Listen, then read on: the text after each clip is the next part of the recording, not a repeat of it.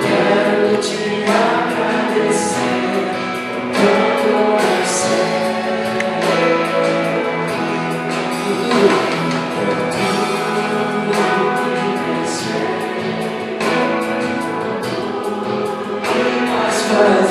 Erga sua voz ao Senhor.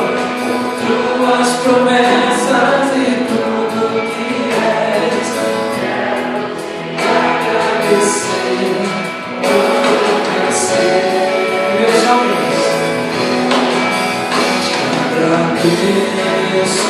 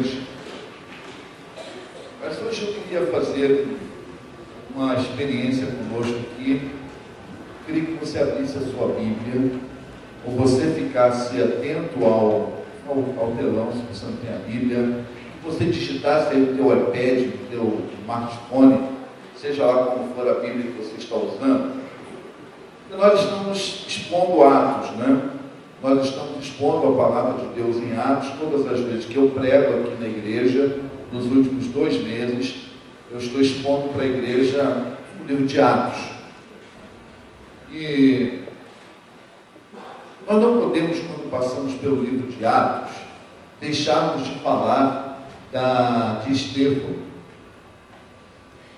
Não podemos, porque Estevão, ele foi o primeiro mártir do cristianismo.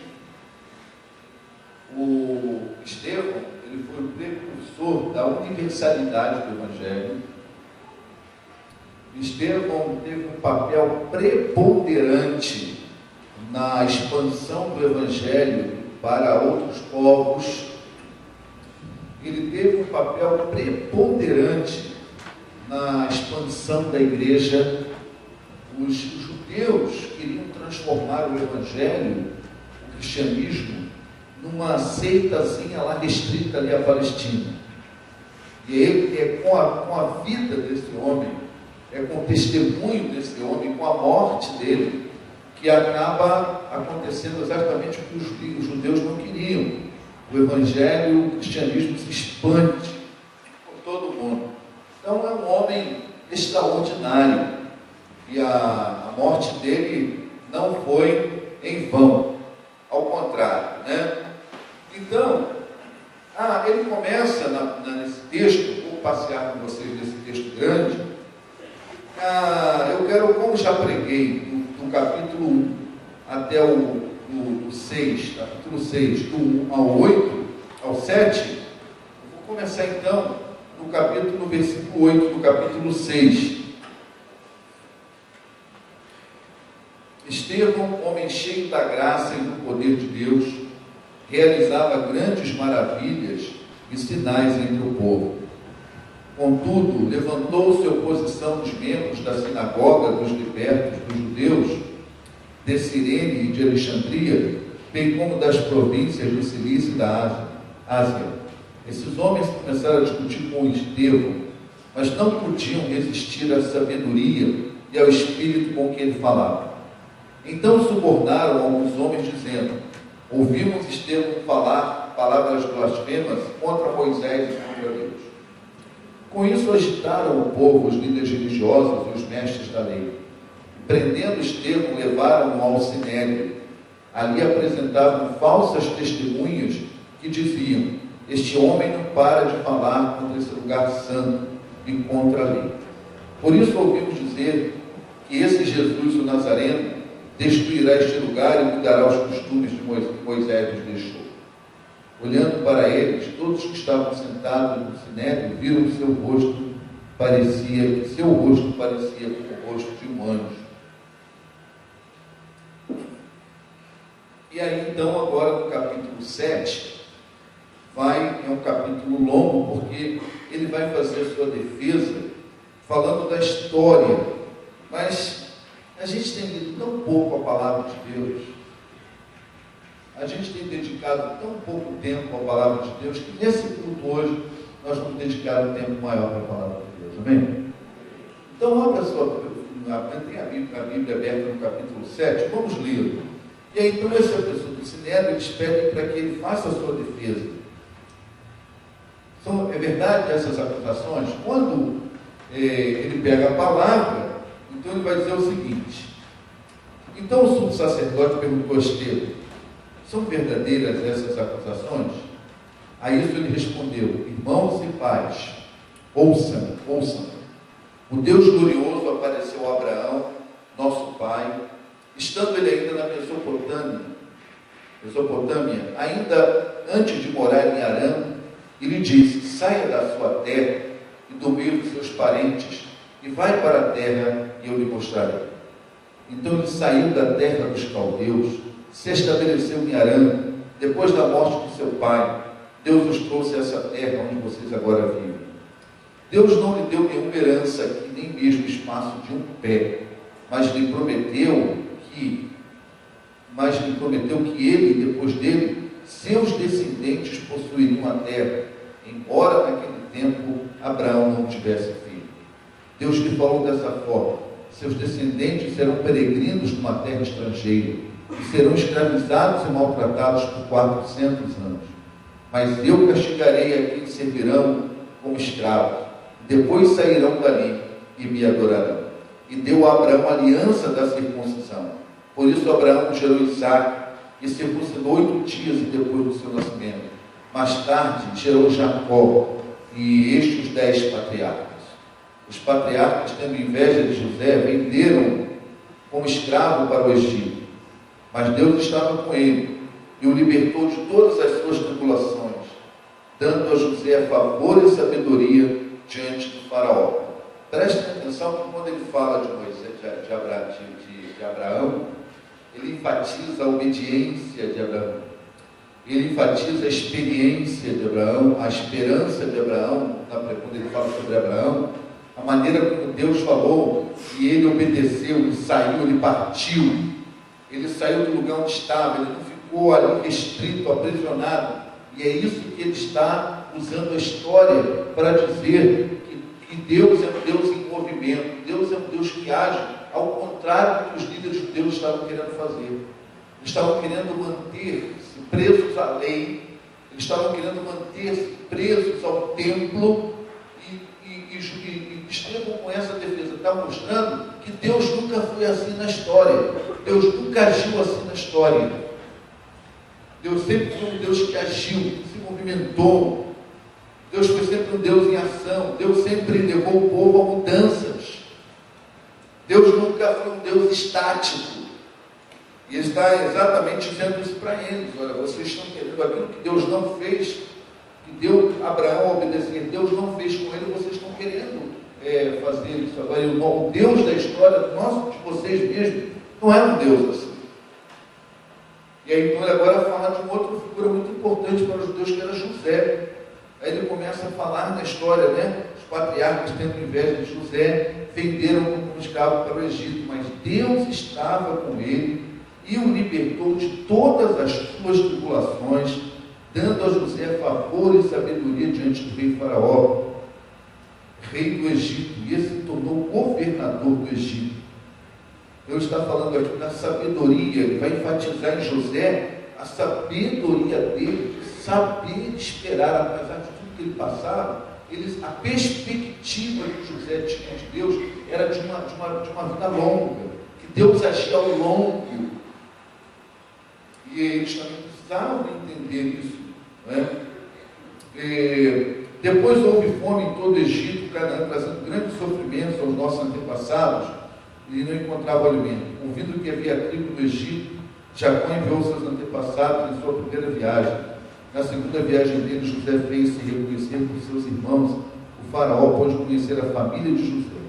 Depois disso, José mandou buscar seu pai, Jacó e toda a família, que eram 75 pessoas. Então Jacó desceu do Egito, onde faleceram ele e os seus antepassados.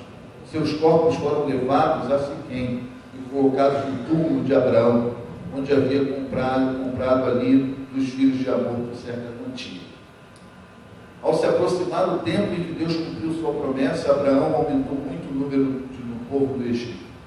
Então outro rei que não sabia a respeito de José passou a governar o Egito, e ele agiu traiçoeiramente para com o nosso povo e oprimiu os nossos antepassados, obrigando a abandonar os seus recém-nascidos para que não sobrevivessem. Naquele tempo nasceu Moisés, um menino extraordinário. Por 3 meses foram criados na casa de seu pai. Quando foi abandonado, a filha de Faraó tomou e o criou como seu próprio filho. Moisés foi educado em toda a sabedoria e veio ser poderoso em palavras. Ao completar 40 anos, decidiu visitar seus irmãos israelitas. Ao ver um judeu sendo maltratado por um egípcio, saiu em defesa do oprimido e o vingou, matando o egípcio. Ele pensava que seus irmãos compreenderiam que Deus estava usando para salvá-los, mas eles não compreenderam. No dia seguinte, Moisés dirigiu-se a 2 israelitas que estavam brigando e tentou reconciliar, dizendo: homens, vocês são irmãos, por que farem um ao outro? Mas o homem que maltratava o outro empurrou Moisés e disse: quem nomeou líder e juiz sobre nós? Quer matar-me como matou o egípcio ontem? Ouvindo isso, Moisés fugiu para Midian, onde ficou morando como estrangeiro e teve 2 filhos. Passado 40 anos, apareceu Moisés um anjo nas labaredas de uma sarça em chama no deserto, perto do Sinai. Vendo aquilo, ficou atônito, e aproximaram para observar. Ouviu a voz do Senhor: eu sou o Deus dos seus antepassados, o Deus de Abraão, de Isaac e de Jacó. Moisés, tremendo de medo, não ousava olhar. Então o Senhor lhe disse: tire as sandálias dos pés, porque o lugar em que você está é terra santa. De fato, tenho visto a opressão sobre o meu povo do Egito. Ouvi seus gemidos e desci para livrá-los. Vem agora, e eu enviarei de volta ao Egito.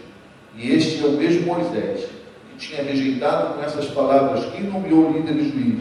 Ele foi enviado pelo próprio Deus para ser líder e libertador por meio do anjo que lhe havia aparecido na sarça. Ele tirou as sandálias de lá, fazendo maravilhas e sinais no Egito, no Mar Vermelho e no deserto durante 40 anos.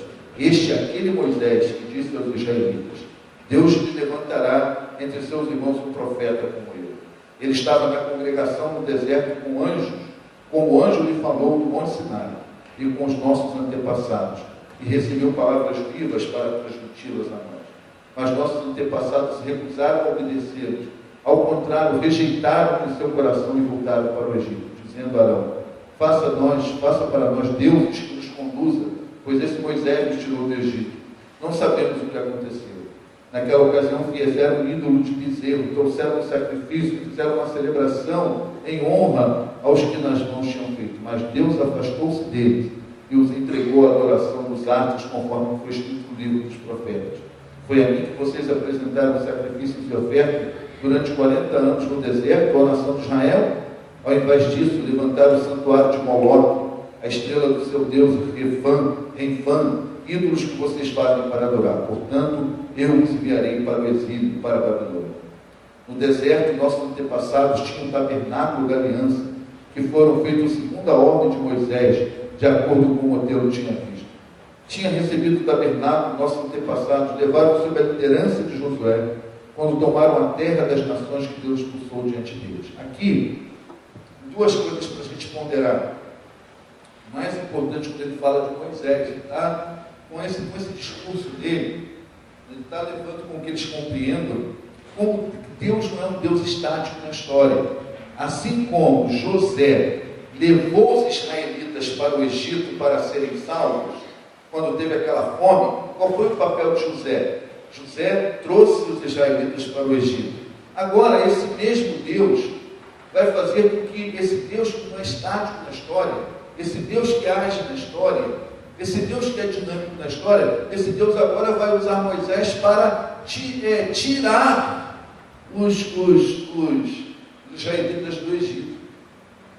E esses líderes judeus que estão aqui ameaçando Estevão, eles não entendiam essa dinâmica de Deus na história e queriam que todos continuassem presos à lei e ao templo. Aí Moisés agora está dizendo que antes de ter templo, tinha um tabernáculo, onde esse tabernáculo ia a todo lugar onde o povo de Deus ia voltar, e ali estava a presença de Deus. Deus não estava restrito a um templo feito por mãos humanas.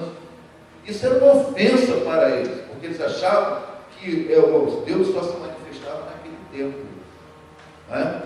Ou seja, eles estavam querendo fazer de Deus muito quadradinho, não é?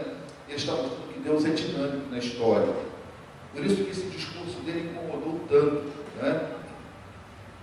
Aí ele vai dizer mais assim: no deserto, tendo recebido o tabernáculo, versículo 45, nossos antepassados levaram sobre a liderança de Josué quando tomaram a terra das nações que Deus expulsou de diante deles.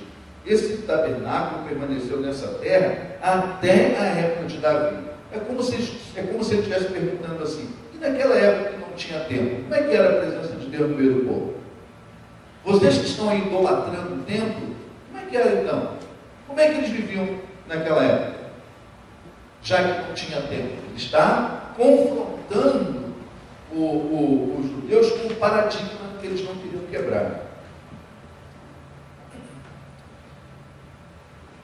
Deixa eu me achar. 46. Quem encontrou graça diante de Deus e pediu que lhe permitisse providenciar uma habitação para o Deus de Jacó. Mas foi Salomão quem construiu a casa. Todavia o Altíssimo, versículo 8, 48, não habita em casas feitas com mão de homens, como diz o profeta. O céu é o meu trono e a terra está dos meus pés. Que espécie de casa vocês me edificarão, diz o Senhor? Ou onde seria meu lugar de descanso? Não foram as minhas mãos que fizeram todas essas coisas? Agora vai começar uma palavra mais confrontadora dele, como nesse discurso de defesa. Povo rebelde, obstinado, e de coração e de ouvido, obstinado de coração e de ouvido. Vocês são iguais aos seus antepassados. Sempre resistem ao Espírito Santo. Qual dos profetas os seus antepassados não perseguiram? Eles mataram aqueles que prediziam a vida do justo, de quem agora vocês se tornaram traidores e assassinos. Vocês que receberam a lei por intermédio de anjos, mas não lhe obedeceram. Ouvindo isso, ficaram furiosos, rangeram os dentes contra ele. Mas Estevão, cheio do Espírito Santo, levantou os olhos para o céu, viu a glória de Deus e Jesus em pé à sua direita, e disse: vejo os céus abertos e o Filho do Homem em pé à direita de Deus. Mas eles taparam os ouvidos, dando fortes gritos, lançaram-se todos juntos contra ele, arrastaram para fora da cidade e começaram a apedrejá-lo. As testemunhas deixaram seus mantos aos pés de um jovem chamado Saulo. Enquanto apedrejavam Estevão, ele orava: Senhor Jesus, recebe meu espírito. Então caiu de joelhos e bradou: Senhor, não os considere culpados desse pecado.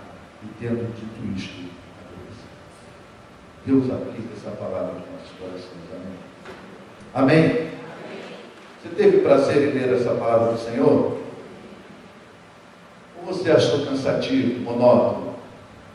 Teve prazer em ler essa palavra do Senhor? Um dos textos mais importantes do Novo Testamento é esse que nós vimos. Vamos orar. Senhor Deus e Pai, Deus, como é bom ouvir, ler a Tua Palavra, estudar a Tua Palavra, meditar na Tua Palavra, pregar a Tua Palavra. Nós te pedimos agora que pela Tua graça, o Senhor nos dê discernimento, direção, unção, para podermos meditar nas verdades da Tua Palavra, entendê-las e colocá-las em prática. Em nome de Jesus. Quero falar um pouco hoje com vocês, meditar sobre a importância de termos uma vida cheia da presença de Deus. As marcas de uma vida cheia da presença de Deus. Porque essa era a grande diferença que fazia a igreja de Atos até aqui. E especialmente nessa noite, esse homem chamado Estevão. Como eu já falei algo sobre ele no início da mensagem. Primeiro mártir do cristianismo, o precursor da universalidade do Evangelho, o Evangelho para todos os homens, todos os povos. Um homem com as qualificações que Deus precisava para que o Evangelho pudesse expandir, para que um cristão possa fazer diferença no mundo. E é um homem que fez diferença, que deixou uma grande marca. E esse texto nos ensina muita coisa, mas eu quero começar falando de quão importante é sermos cheios da presença de Deus. O quanto isso faz diferença. Por exemplo, ontem nós reunimos lá no Larrogate a liderança da igreja para começarmos a planejar o ano que vem. Todas as áreas da igreja estavam ali. Nós tivemos uma avaliação de como está caminhando o trabalho da igreja e também algumas perspectivas. Deixamos as orientações para os líderes de área e de ministério. Em outubro voltaremos a nos reunir agora o dia inteiro para estarmos ali planejando, definindo algumas coisas para o ano que vem. Isso é muito importante. Isso é muito bom. Também estamos falando aqui em alguns ajustes que nós precisamos fazer no nosso modelo de sermos como células. Isso é muito bom. Mas nós nunca podemos esquecer nós nunca podemos deixar de valorizar mais a essência do que a forma. A igreja precisa de formas, porque a igreja precisa se organizar como igreja. Ela precisa de uma hierarquia, ela precisa organizar como vai administrar a sua vida, como vai administrar a sua finança, qual vai ser a sua estrutura orgânica. Mas a igreja não pode nunca tirar de mente que é a sua essência. E assim eu quero chamar a atenção para dizer que às vezes nós começamos a desenvolver um método na igreja, como nós estamos querendo aperfeiçoar o nosso modelo de célula, mas nós não podemos esquecer que o que vai fazer diferença numa célula não é o método pelo qual, não são os métodos pelos quais vamos usar. O que vai fazer diferença numa célula não são as estratégias que nós vamos usar lá. Elas precisam ser as melhores que pudermos fazer. Mas o que vai fazer a diferença é se aquela célula é cheia da presença de Deus. E às vezes, nós como igreja, nesse momento que nós estamos vivendo no Brasil e no mundo, muitas vezes nós pegamos uma coisa que está dando certo em uma outra igreja, queremos copiar e trazemos um modelo para copiar na nossa igreja, mas esquecemos desse detalhe muito importante, fundamental, que talvez aquilo esteja dando certo lá, não por causa em si do método, mas porque naquela igreja a presença de Deus, as células são cheias da presença de Deus. E aí você implanta a mesma coisa, eu estou dando um exemplo para a gente entender, e você pergunta, por que não deu certo? Porque a essência não está no método. Então nós precisamos, em tudo que vamos fazer, como crentes, nós precisamos pensar se estamos cheios da presença de Deus. E o culto só será cheio da presença de Deus se a vida dos membros da igreja forem cheios da presença de Deus. Crentes vazios da presença de Deus, culto vazio da presença de Deus. Então nós precisamos, irmãos, pensar que esse homem que nós estamos lendo sobre ele hoje, ele era uma pessoa que a grande marca da vida dele, ele que era um homem cheio da presença de Deus. A vida dele evidenciava a presença de Deus.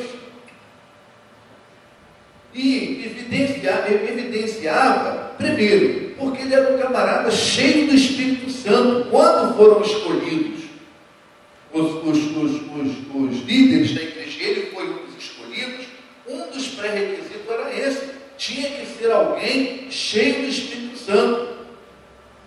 E ele era alguém cheio do Espírito Santo. Versículo 3 a 5, irmãos, escolha entre vocês homens de bom testemunho, cheios do Espírito Santo e de sabedoria. Então, para que a presença de Deus se evidencia na nossa vida, vou repetir aqui, o que eu vou falar agora, eu não estou menosprezando o conhecimento. Temos que conhecer a palavra de Deus, porque até ninguém vai ficar cheio do Espírito se não conhecer a palavra de Deus. Mas o que vai evidenciar a presença de Deus através de nós, não é o quanto conhecemos a Bíblia, é o quanto estamos cheios do Espírito Santo. Então, crentes cheios do Espírito Santo vão evidenciar isso. E o que aconteceu naquele lugar ali? Todos começaram. O Estevão deu evidência da vida dele, que ele era uma pessoa cheia de Deus. A começar porque era cheio do Espírito Santo. Mas também diz que ele era cheio de fé. Que ele era cheio de fé. Se você olhar para o capítulo 5, 6, que eu já li no sermão anterior, ele era um homem que diz assim: tal proposta agradou a todos. Aí, de todos que foram eleitos dos 7, dá um destaque para Estevão. O capítulo não menciona o nome de outro, só dizendo que assim: este homem Estevão que escolheram era um homem cheio de fé e Espírito Santo. Então, olha bem, ele evidenciava que era cheio de Deus pela sua fé. Por quê? Olha para mim. Porque é pela fé que um crente precisa viver. É pela fé que um crente vai vencer. E é pela fé que um crente vai enfrentar em paz e confiando em Deus as adversidades da vida. Como é que esse camarada enfrentou as adversidades? Como é que esse camarada enfrentou apedrejamento, calúnia, perseguição? Como é que esse camarada enfrenta o ódio e a fúria dos outros? Ele encara como? Em paz. O texto que nós acabamos de ler mostra isso. Ele em paz fez a sua defesa, em paz recebeu os ataques, em paz foi apedrejado, em paz confiou em Deus, em Jesus, em paz morreu. é fé. Isso é fé. Outra marca, presta você aqui, todos nós, mas eu quero falar especialmente para você que é líder na igreja, líder de célula. O versículo 8, eu comecei a leitura por ele, diz que ele era cheio da graça e do poder de Deus e assim realizava seu ministério. Quando a Bíblia diz que ele realizava maravilhas e sinais entre o povo, entre os povos, no livro de Atos, quem é que realizava sinais e maravilhas até aqui? Eram os apóstolos. Ele era apóstolo? Ele não era apóstolo. Até aqui. Ele nunca foi apóstolo. Porém, era um homem tão cheio da graça e do poder de Deus, que ele acaba no ministério dele, fazendo sinais e maravilhas que até então só os apóstolos faziam. Entende? Líder, olhem para mim. Exerça seu ministério, seja como líder de célula, seja como líder de ministério, líder de área, seja o que for. Desenvolva seu ministério cheio da presença de Deus na tua vida, e uma dessas evidências é você estiver cheio do poder e da graça de Jesus. Era esse homem. Ele evidenciava a presença que estava cheio de Deus assim. E quando a Bíblia diz que ele era cheio do poder, a gente entende, né? Que um cara cheio do poder de Deus é aquele camarada que através dele vão acontecer coisas que só Deus poderia fazer. Só Deus poderia fazer. Mas quando a Bíblia diz que ele era cheio de graça, o que é ser cheio de graça? Cheio da graça. Ele era cheio do poder, ele era cheio da graça. Ou seja, a vida dele era uma fonte de bênçãos. O que é ser cheio da graça? É fazer da tua vida uma fonte de bênção. É ter um coração generoso. É ter um coração que transborda através de que se a graça de Deus através de nós. Isso é ser cheio da graça. Então, olha bem, ele era cheio da graça, fonte de bênção, generoso. A graça de Jesus transbordava através dele. Segundo, cheio do poder. E aí, vamos pensar o seguinte: ele operava sinais e maravilhas, porque ele vivia num contexto que isso ratificava a autoridade do Evangelho. Por quê? Porque Jesus tinha morrido e ressuscitado. Já falei sobre aqui. Esses sinais e maravilhas aqui ratificavam o que eles estavam falando em nome de Deus, que Deus estava provando o que eles estavam fazendo. Agora, vamos pensar hoje, cheio de poder. Talvez os sinais e maravilhas talvez não vão se manifestar como se manifestava na vida deles, porque o nosso contexto é outro. Eu não estou dizendo que não pode se manifestar. Eu estou dizendo que talvez se manifeste de outra maneira, porque Deus não é um Deus estático na história. Deus age de acordo com os seus propósitos em cada momento da história. Então, mas com certeza hoje,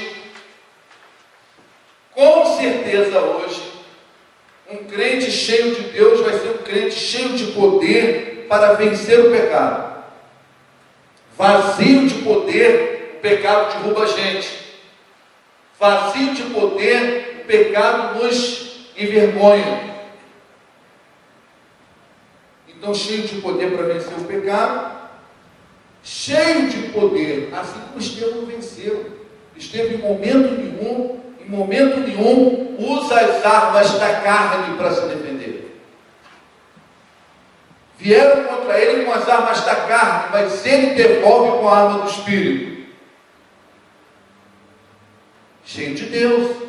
Quando a gente não está cheio de Deus, a gente recebe um ataque e devolve com a mesma arma. A gente recebe um ataque carnal e devolve com um ataque carnal. Mas se tivermos cheios de Deus, nós vamos ter poder para vencer o pecado. Segundo aqui, poder para quê? Poder para falar de Deus. Quando esse homem ele é convidado para fazer a defesa, o que ele faz? Ele faz uma defesa linda, maravilhosa, por isso que eu li o texto todo com vocês. ele faz um resumo da história e deixa claro ali como é que Deus age ao longo da história. Poder para falar de Deus. Meu irmão, minha irmã, nós precisamos ser cheios de poder para podermos vencer o pecado. Segundo, para falar com poder, para falar de Deus. Quando um crente abre a boca para falar cheio do poder de Deus, faz uma diferença muito grande. Quem sabe aquela criança, que aquela senhora que se decidiu hoje aqui para Cristo, a testemunho que ela deu, quem sabe aquela foi uma criança que falou cheia de poder, impactou. Outra coisa, cheio de poder para vencer o diabo. Se a gente não tiver cheio de poder, como é que a gente vai vencer o inimigo das nossas almas? Como é que vamos vencer o adversário? Poder para perdoar. O que Estevão faz quando ele está sendo apedrejado? No texto que nós lemos lá no finalzinho do capítulo 7, quando ele está morrendo, apedrejado, ele diz: Senhor, não os consideres culpados por esse pecado. Sabe, irmãos, muitas vezes nós não perdoamos por falta de poder. Porque perdão não pertence à natureza do homem. A natureza humana não é uma natureza que tende a perdoar. O perdão vem de Deus. Quanto mais cheio de Deus, mais nós transformaremos a nossa inclinação para não perdoar e passaremos a ter uma inclinação para perdoar. E esse homem cheio de Deus, cheio do poder de Deus, o que ele faz? Ele perdoa. Quem sabe você está carregando uma mágoa no coração porque falta poder de Deus na sua vida. Ele era um homem cheio de poder, cheio da graça. Outra coisa que diz o texto é que ele tinha uma sabedoria irresistível. Ninguém resistia à sabedoria desse homem. O texto diz que ninguém resistia às palavras dele, porque era uma sabedoria vinda de Deus, não era uma sabedoria vinda do homem, nem uma sabedoria vinda do diabo, nem uma sabedoria vinda do mundo, era uma sabedoria vinda de Deus.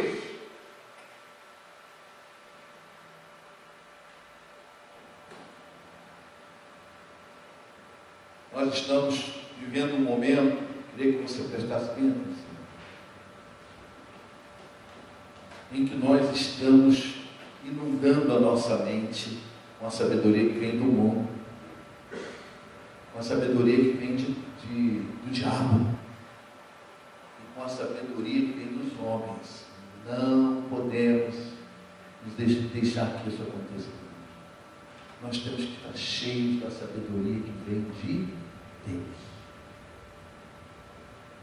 Cheio. Quando eu estava lendo alguns livros para preparar essa mensagem, eu li um comentário do pastor Hernandes, que ele diria que nós estamos sempre cheios de alguma coisa. O homem nunca está vazio, está sempre cheio de alguma coisa. Só que algumas coisas que você está cheio não preenchem o vazio existencial e espiritual da sua vida, mas você de qualquer forma está cheio de alguma coisa. E com relação à sabedoria, você, se não estiver cheio da sabedoria de Deus, ou você estará cheio da sabedoria dos homens, ou cheio da sabedoria do diabo, ou cheio da sabedoria dos homens, porque sem sabedoria você não toma decisões na vida. Só que você de repente está tomando decisões cheio da sabedoria do mundo, cheio da sabedoria dos homens, ou cheio da sabedoria das Satanás. Ou seja, uma sabedoria firmada em princípios que não são de Deus. Mas outra coisa que eu quero abordar, que evidenciava que esse homem era cheio de Deus. Talvez hoje nem entre no capítulo 7. É que quando, olha que legal esse versículo 13, olha lá para o capítulo 7, 6.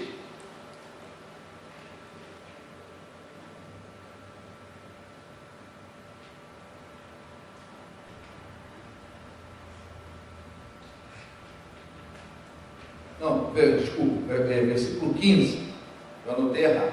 Versículo 15.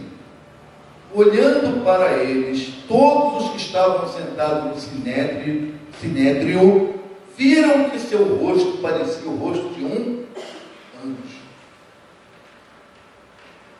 O que isso quer dizer?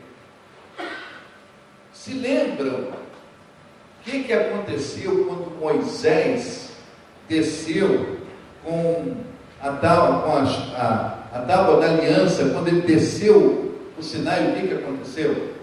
Quando ele desceu, lá no livro de Êxodo, creio que capítulo 39 ou 34, diz que o rosto de Moisés resplandecia o quê?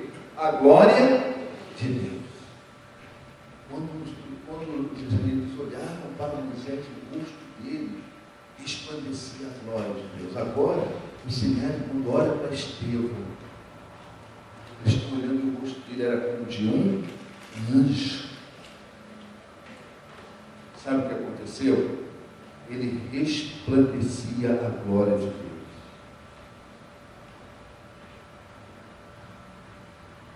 E aí vem aqui um aspecto fundamental para quem vive cheio de Deus. Quem vive cheio de Deus resplandece a glória de Deus.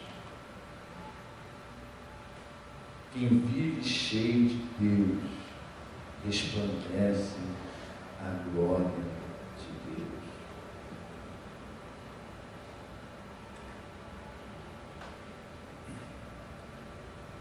Então, a primeira reflexão que eu fiz desse tudo isso que eu falei aqui é em cima de um tópico. Como evidenciar que estamos cheios de Deus. Mas eu quero ainda refletir com vocês sobre uma vida cheia de Deus que incomoda o mal. Uma vida cheia de Deus incomoda o mal. Um crente cheio de Deus não é um cristão politicamente correto. Já ouviram essa palavra muito? Estou ouvindo, né? O que é uma pessoa politicamente correta? É ter uma atitude para os outros baseada em alguns pressupostos e filosóficos da pós-modernidade, no qual, entre aspas, a palavra respeito, né? Entre aspas, que você não pode confrontar o outro com verdades absolutas, porque esse mundo pós-moderno não é um mundo de verdades absolutas. Então você tem que respeitar, porque ele tem a verdade dele. Então você deve ter respeito para com a verdade dele. Aí o cristão que é politicamente correto, como é que faz? Deixa de confrontar os outros com a verdade absoluta da palavra. Tem absoluto sim, mas a pós-modernidade não aceita absolutos. Então, Estevão não era um cristão politicamente correto. Ele, quando faz o seu discurso, ele fala, quando ele prega, quando ele toma a palavra, ele está ali falando algo que não era politicamente correto, que confrontava sim, que incomodava sim, mas era a verdade da palavra de Deus. Todo mundo querendo ser politicamente correto. Ah, mas aquele, sabe, pastor, aquela minha parente, mas ela é de uma outra fé, ela crê de um outro modo. Aí eu sei que não é isso que a Bíblia ensina, mas eu não posso falar. Você quer ser politicamente correto. Eu não estou dizendo que você vai desrespeitar os outros, presta bem atenção. Nem muito menos que você vai ofender alguém por causa de uma questão espiritual, nem desrespeitar alguém, nem menosprezar alguém, não é nada disso. Mas um cristão não pode entrar nesse papo de politicamente correto. Porque em muitos momentos você vai ter que confrontar a pessoa com a palavra da verdade. Ninguém quer ouvir mais mensagens sobre o inferno, não, né? Aquela palavra, hoje de manhã aqui, pastor Cruz, em alguns momentos, uma palavra firme, incomodou alguém com esse negócio de maldição, não foi? De que se não fizer a escolha correta, essa maldição que você puxa para você é vinda de Deus. Muitas delas, por quê? É a consequência que o próprio Deus permite pela escolha feita errada. Era uma. Então, presta bem atenção. Quando nós somos cheios do Espírito Santo, não adianta, nós vamos incomodar os agentes do mal. Quando Estevão começou a falar, como é que as pessoas ficaram? Furiosas, incomodadas. Por quê? Porque ele não fez um discurso politicamente correto. A verdade, ela precisa ser mais importante que os sentimentos ou a opinião dos outros. Mas desde que essa verdade seja dita em amor. Se ela é dita em amor, a verdade é muito mais importante que os conceitos da sociedade. E os conceitos que aqueles judeus tinham não coadunavam com o Evangelho. Por quê? Eles queriam manter a lei. E o papel da lei já tinha sido cumprido com a vinda de Jesus. A lei conduz ao Evangelho. Esses grupos que querem ficar mantendo a lei são os judaizantes do nosso tempo. Cristo já cumpriu a lei, porque a Bíblia diz que se você não cumprir um tio da lei, não adianta. E ninguém consegue cumpri-la toda. Jesus cumpriu. E a lei nos conduz ao Evangelho. O propósito da lei era conduzir o Evangelho. Quando que Cristo veio, ele cumpriu a lei. Ninguém mais precisa ficar escravo da lei, submisso à lei. Aliás, vimos hoje de manhã que essa é uma das piores maldições. Você ficar escravo da lei. Então, ele confronta, ele precisava dizer para eles que Deus não está preso a templo feito por mãos de homens. E eles queriam que só ali no templo, ele vai dizer, não, Jesus é o templo agora. E se Jesus é o templo, nós podemos adorá-lo em qualquer lugar. Mas eles foram confrontados. Meu irmão, não tem jeito. Um crente cheio de Deus vai incomodar. Um crente cheio de Deus não vai ser politicamente correto. Porque um crente cheio de Deus, com a sua própria vida, vai confrontar o mundo com as verdades absolutas de Deus. Então, eu volto a repetir. Isso não quer dizer que nós vamos ofender ninguém, nem desrespeitar ninguém, mas nós precisamos firmemente pregar o legítimo Evangelho.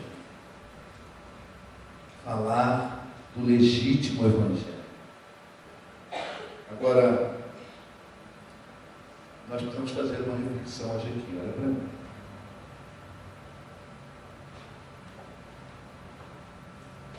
Será que você não tem sido politicamente correto com você mesmo?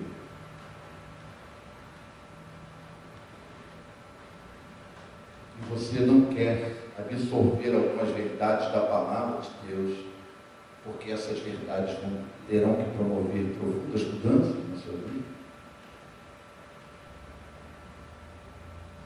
Um homem cheio do Espírito Santo, um homem cheio da presença de Deus, não será politicamente correto para consigo mesmo. Às vezes a gente fica querendo buscar uma brechinha aqui, outra brechinha aqui, às vezes até da própria Bíblia, para querer justificar aquilo que a gente sabe, que nós sabemos que estamos fazendo, mas que não é de Deus. Nós estamos querendo ser politicamente correto conosco mesmo. E às vezes queremos justificar até o amor ao outro. Não, mas pelo amor eu vou fazer isso. Não seja politicamente correto nem com os outros, nem com a sociedade, nem com você mesmo. Quando se trata das verdades do Evangelho. Vocês estão entendendo? Quando se trata das verdades da palavra de Deus e a nosso testemunho no mundo, não dá para ser politicamente correto. Amém? Amém? Amém? Outra reflexão que eu quero fazer é que quando nós estamos cheios do Espírito Santo, nós exercemos uma influência poderosa. E olha bem, a influência desse homem era poderosa. Ele teve um testemunho corajoso e positivo em defesa das grandes verdades e dos princípios do Evangelho. Como eu já falei aqui, quando ele fala a respeito de Abraão, quando ele começa falando a resposta de Abraão, ele está falando de um Deus que chama, de um Deus que age, de um Deus que está esperando que os homens respondam ao desafio dele, que não fique ali preso, aprisionado por uma lei, mas homens que estejam abertos, livres para os desafios de Deus, para o chamado de Deus, para a palavra de Deus, que pode tirar você daqui e levar você para lá, de lá para lá. Um Deus que age, um Deus poderoso, um Deus que quer que nós confiemos na sua palavra, nas suas promessas, como fez Abraão. E é como se estejamos dizendo, sabe por que vocês estão com essa atitude aí, de vocês ficarem presos à lei? Vocês não estão dando ouvido à palavra e às promessas de Deus, como Abraão fez. E Abraão era um ícone para os judeus. Ele estava usando a própria história dos judeus para mostrar a ação de Deus na história e como eles estavam agindo errado, eles não estavam conseguindo compreender isso. Ele vai e fala então, diante deles, quando ele fala de José, ele está falando, como eu falei, a maneira como Deus vê as coisas. Deus não é um Deus imediatista, porque se José fosse um homem imediatista, jamais teria chegado onde chegou.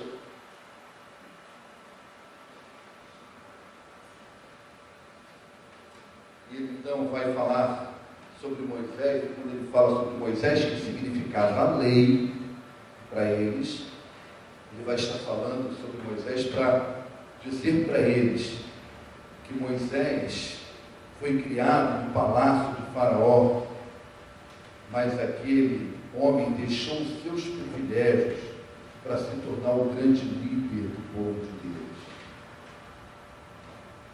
Se Moisés ficasse preso ao seu passado, ele nunca teria sido o grande líder do povo de Deus. Ele ficaria preso no palácio de Faraó. Sabe o que ele está dizendo? Vocês não estão seguindo o exemplo de Moisés, coisas nenhuma. Vocês estão falando que são fiéis à lei de Moisés, mas vocês não estão seguindo o exemplo dele, porque vocês estão presos ao passado de vocês. Ele, no momento, não teve preso a nada. A única coisa que o mantinha era a fé nas promessas de Deus e a palavra de Deus para ele. Então, irmãos, uma pessoa cheia do Espírito Santo, ela tem um testemunho corajoso, positivo, exerce uma influência poderosa, exerce uma influência com a sua palavra. Quando Estevão usa a sua palavra, aquela palavra foi poderosa. Quando uma pessoa está cheia de Deus, ele influencia com suas atitudes. A atitude que ele teve diante da morte, a atitude que ele teve diante do ódio, a atitude que ele teve diante da adversidade. E uma outra influência poderosa é através do amor. Ele ama, e quem ama perdoa, quando ele pediu que Deus não imputasse aqueles pecados aos seus algozes. Influência poderosa com palavras, influência poderosa com atitudes, e a influência poderosa com amor. Aí o que vai acontecer? O texto termina dizendo que tinha uma pessoa ali aos pés de Estevão, percebendo um jovem. Quem era? Saulo. E aí, meus irmãos, Aquela oração de Estevão ao morrer produziu a conversão do apóstolo Paulo. O apóstolo Paulo foi impactado por aquilo que ele viu. E quando ele ouve a voz do Senhor lá no caminho de Damasco, com certeza, ele já estava impactado por aquilo que ele viu na voz. Uma pessoa cheia de Deus exerce uma influência poderosa. Exerce uma influência poderosa. Tem gente que é tão cheia de Deus quando vive, que até depois que ela morre, ela fala poderosamente. Se eu pedisse aqui para vocês darem testemunho de pessoas que você conheceu, que eram tão cheias de Deus, que mesmo depois que morreram, continuaram falando, eu tenho certeza que você mencionaria algumas pessoas. Uma influência poderosa, porque era uma pessoa cheia de Deus, vazio de Deus. Nós não influenciaremos vazios de Deus, nós seremos influenciados. Como é que anda a sua influência? Poderosa? Em palavras, como Estevão, em atitudes, em amor? Como é que anda a sua influência no mundo? Que Deus nos abençoe e que possamos ser pessoas, sermos crentes, cheios da presença de Deus. Agora eu quero falar para você que está aqui nessa noite, que você ainda não recebeu Jesus como seu Senhor e Salvador. Eu quero dizer, como é que uma pessoa, qual o primeiro passo para uma pessoa ser cheia de Deus? Você talvez esteja, eu creio que você poderia estar argumentando isso, pastor. O senhor falou tanto de uma pessoa, qual é o primeiro passo? O primeiro passo para uma pessoa ser cheia de Deus, presta atenção, olha para mim, todo mundo, é que essa pessoa precisa de um poder na vida para vencer o pecado. O pecado, ele não deixa a gente ser cheio de Deus. Eu tenho que vencer o pecado. E só quem pode vencer o pecado, nos ajudar a vencer o pecado, é Jesus Cristo. Porque Jesus Cristo, que não cometeu pecado nenhum, ele se fez pecado por nós, ele tomou sobre si os nossos pecados, morreu na cruz do Calvário, para pagar o preço do nosso pecado. Com isso, ele que venceu o pecado e morreu na cruz por nós, ele nos dá condições de anular os efeitos do pecado. Somos pecadores, sim, mas os efeitos do pecado não têm mais poder sobre nós. O pecado não tem mais efeito de nos escravizar, nem de nos condenar. Eu peco, porque ainda sou homem, ser humano, mas o meu pecado não me condena mais, porque Cristo tomou sobre si o meu pecado e eu fiz de Jesus o Senhor e Salvador da minha vida.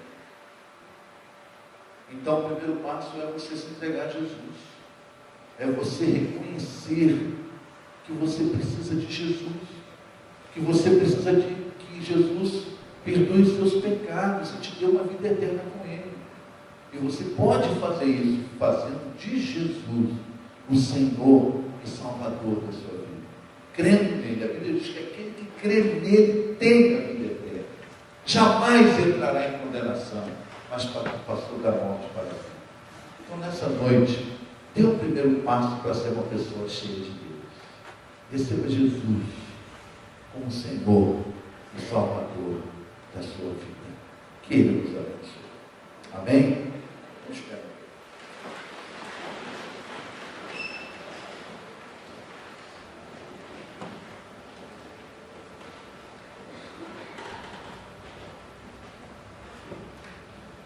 Uma vez, aqui na igreja, eu trouxe uma taça de vidro cheia com algumas pedras dentro dessa taça, e com água. E a água estava assim, transbordando na taça. Eu perguntei a vocês, essa taça está cheia?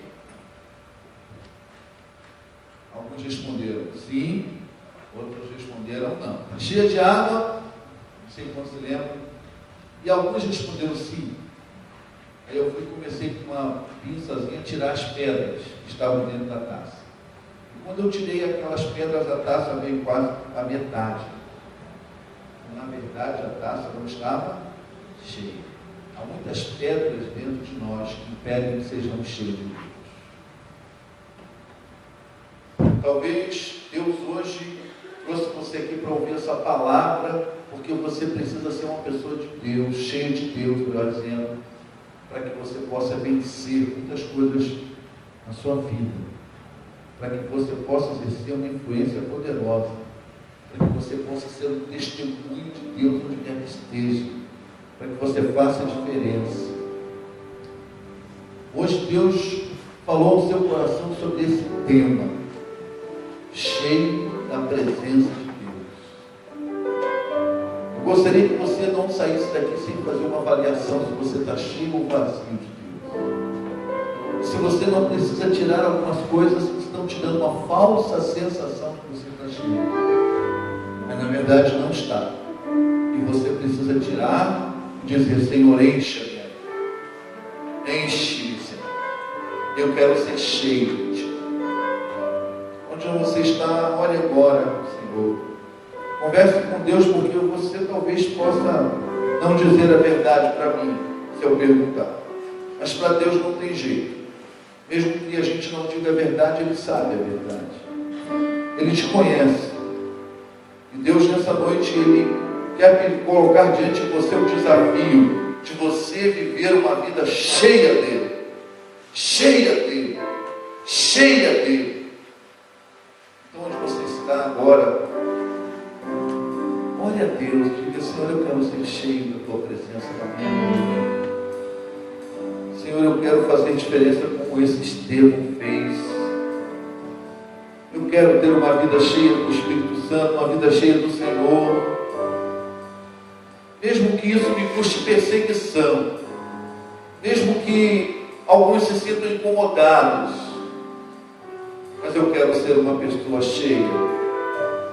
Eu quero, Senhor, evidenciar a Tua presença na minha vida, onde quer que eu esteja. Eu quero que haja evidências que eu sou uma pessoa cheia do Senhor. Todas as evidências que havia na vida desse homem, eu também quero que haja na minha. Converse com Deus sobre isso. Você que nesta noite está aqui nos visitando e ainda não entregou sua vida a Jesus, faça uma oração agora. Diga para Jesus assim: Senhor. Diga isso para Jesus. Olhe para Jesus, diga assim: Senhor Jesus, eu preciso de Ti. Entra agora na minha vida, Jesus. Perdoe os meus pecados, Jesus, e me dê a Tua salvação. Eu Te recebo como meu Senhor, meu Salvador. Eu creio que o Senhor morreu na cruz por mim, para perdoar os meus pecados. Eu creio que ao terceiro dia o Senhor ressuscitou para me garantir uma vida eterna contigo. Eu me entrego a Ti. Eu Te recebo como Senhor e Salvador da minha vida. Amém.